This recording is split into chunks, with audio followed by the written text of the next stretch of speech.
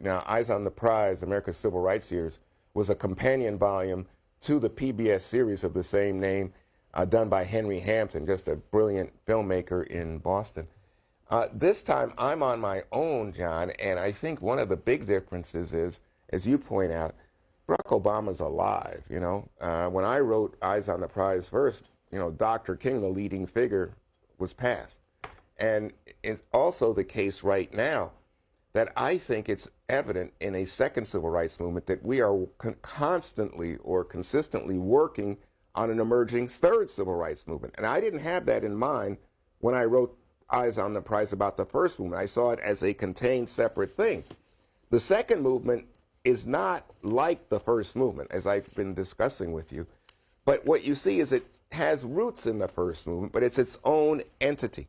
And I think now, especially now, as we see the arguments that are ongoing coming from the Trump administration, especially over diversity, equity, inclusion, you see these arguments forcing conversations about identity politics, as President Trump calls it. Is race a legitimate consideration in hiring? Is it a legitimate consideration in who gets into college? Is it a legitimate consideration in cultural representation? Who's on TV or in the movies or in any way like that? Is it a legitimate issue to be considered in terms of police action or, in the classroom? Whose story is told as American history?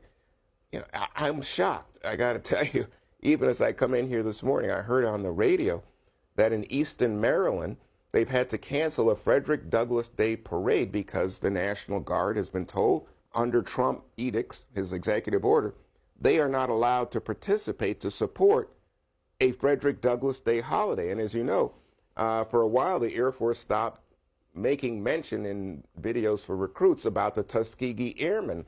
Because, again, we're not going to mention diversity and the fact that this group of black men, even in a time of rampant, awful segregation, flew jets, airplanes to fight for the United States of America against oppressive forces in Europe.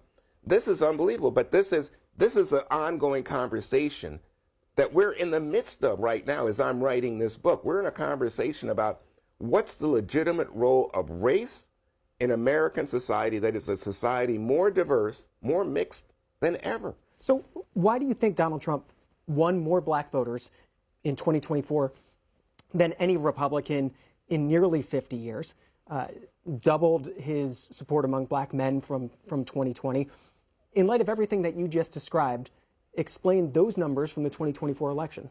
Well, as I said to you before, I think a lot of young activists, but especially young black men, are of the opinion, well, wait a second, the status quo is not exactly great for me.